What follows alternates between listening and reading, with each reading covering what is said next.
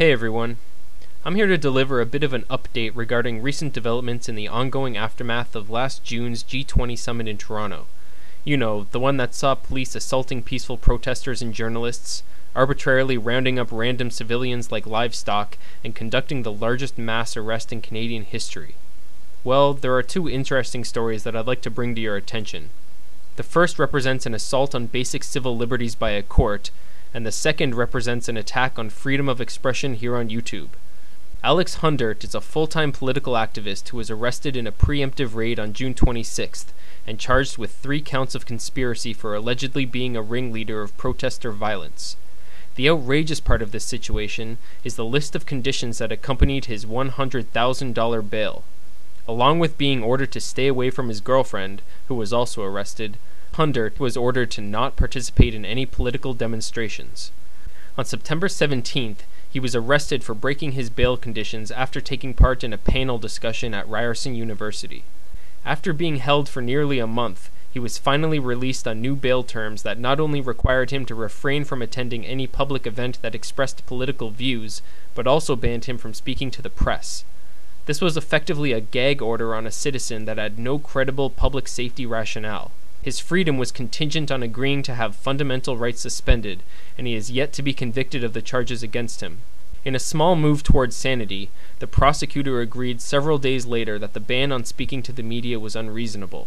Hundert was arrested for a third time on October 23rd on charges that haven't yet been disclosed. But it seems pretty clear that the police are not trying to make his life any easier, to say the least. And speaking of Toronto police, this brings me to the second topic I want to bring to your attention, which is relevant to all of us as YouTube users.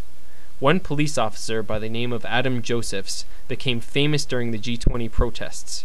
He was dubbed Officer Bubbles after this video hit YouTube. I like bubbles. Cute. I think it makes people smile. My name is a mystery. Oh? No, I have nothing to hide. If the bubble touches me, you're going to be arrested for assault. Do you understand me? Bubbles. Yes, that's right. It's a deliberate act on your behalf. I'm going to arrest you. Do you understand me? I understand. Right, you're going to be in handcuffs. All right? You either knock it off with the bubble. You touch me with that bubble, you're going into custody. Right? I'm putting it away. Right, thank you. But I would also like to know... You want to bait the police. Throw that on me or that other officer, and it gets in her eyes. It's a detergent. You'll be going into custody. I understand. Do we understand each other? I do. I would And put it away. I am doing that at this moment. Right. I would really appreciate Discussion's it. over. Of course.